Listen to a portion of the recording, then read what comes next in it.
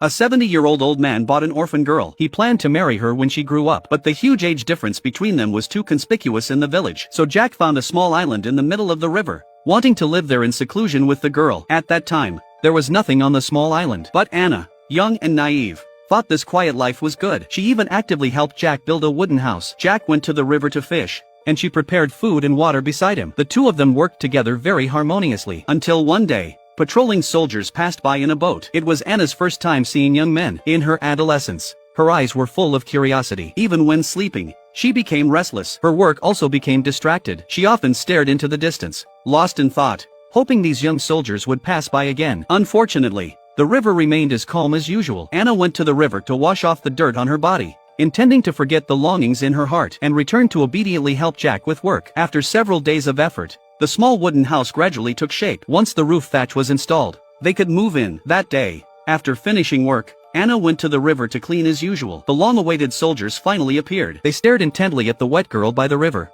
obviously attracted by her youthful and slender figure. Anna was a little scared by their gaze, and hurriedly hid back in the wooden house. Jack saw that she knew to avoid impropriety and said nothing. But Anna became even more distracted, spending all day foolishly standing by the river. After the wooden house was completed, Jack began to plow the land. He planned to plant crops around the house to achieve complete self-sufficiency. Anna obediently helped sow the seeds. Suddenly, the sky flashed with lightning and thunder, and a strong wind and heavy rain trapped the two in the wooden house. Fortunately, they could still huddle inside to keep warm, but most of the crops they had worked hard to plant were destroyed. Jack then took Anna to cut branches, planning to bring them back to make a fence. Suddenly, gunshots rang out in the forest, and it was only then that the isolated Anna realized a war had broken out outside. Their crops gradually grew. That night, gunshots were heard over the river, and then two hunters came to the island. It turned out they had killed a deer. The two dragged the carcass to the river and silently rode away. The next day, Jack woke up to see the crops flattened and felt very distressed. Anna was also startled by the bloodstains on the leaves, so Jack went back and moved all their belongings over,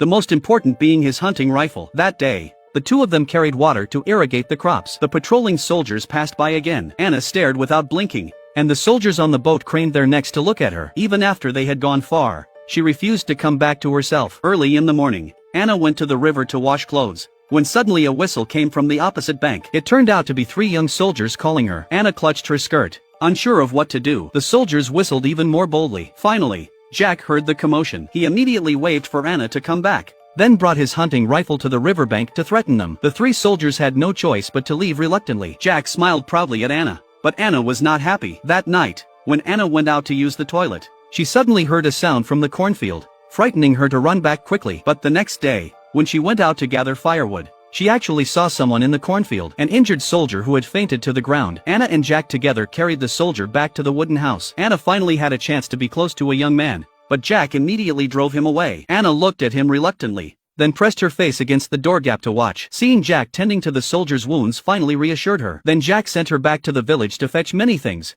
even catching a hen to bring along. After delivering the supplies, he immediately sent her away again, determined not to let her interact with soldiers. Jack made chicken soup for the soldier, and under his care, the soldier recovered quickly. After observing him for a while and finding he was honest, Jack brought Anna back. But Anna was always curious, secretly watching the soldier, and mischievously teasing him. The two of them played and chased in the cornfield, then ran to the river to splash water at each other, laughing loudly. Jack, working nearby, saw this, and was deeply provoked by the scene. He threw down his axe violently, and the soldier stepped back under his fierce gaze. The girl was sent away again. That day, as Jack arrived at the island, the sound of an engine suddenly came. The soldier hurriedly hid. Enemy soldiers soon arrived, using the pretext of looking for water to come to the island, but actually searching for the injured soldier. The soldier survived only by hiding in the river. He knew it was unsafe to